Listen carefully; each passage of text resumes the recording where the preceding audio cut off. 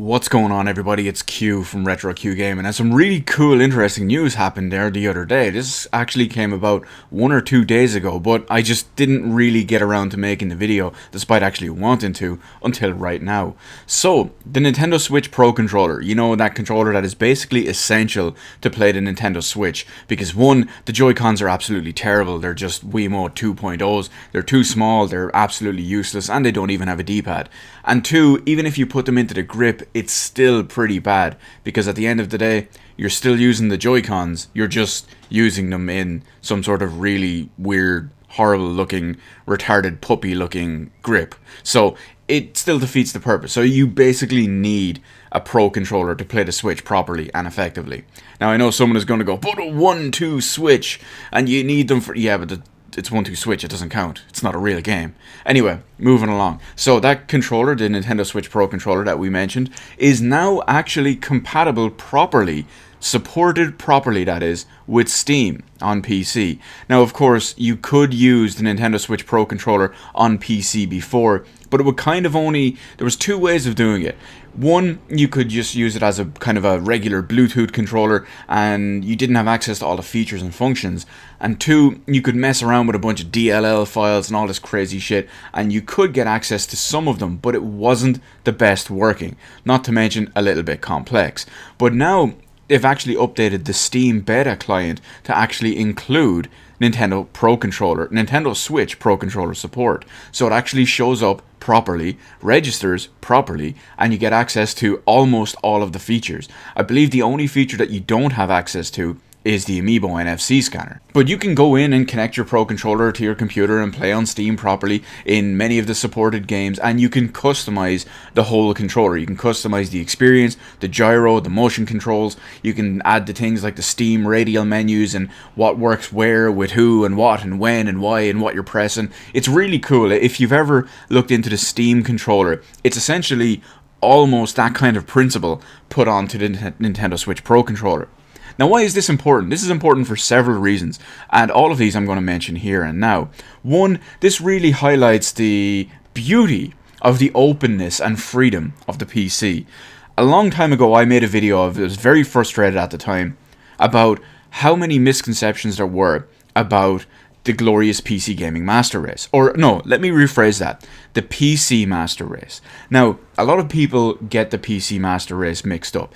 When you think someone talking about the PC Master Race, you're probably thinking about that guy who goes into a comment section on a console forum, an exclusive console forum, and starts bashing something like God of War for running at 30 frames per second and this, that, and the other. And then he'll be going, oh, 120 frames per second, 4K max settings, blah, blah, blah. You know, the usual kind of shit. Those are not actually proper PC Master Race believers. And like I said in the old video I made about it, the proper term of PC Master Race and the proper point of the whole, again, I'm going to say that word way too many times, goal of the PC Master Race and the proper description of it is freedom of choice and inclusion. You can play whatever game you want, with whatever controller you want, on whatever setting you want, on whatever type of hardware you want, as long as you don't have an NVIDIA GTX 970.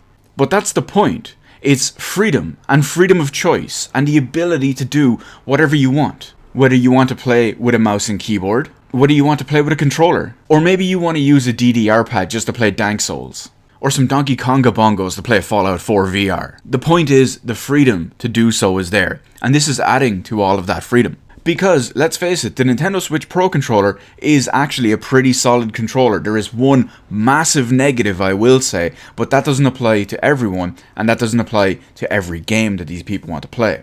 Personally, this isn't going to affect me, because when I do play on PC, most of the time I'm using a mouse and keyboard.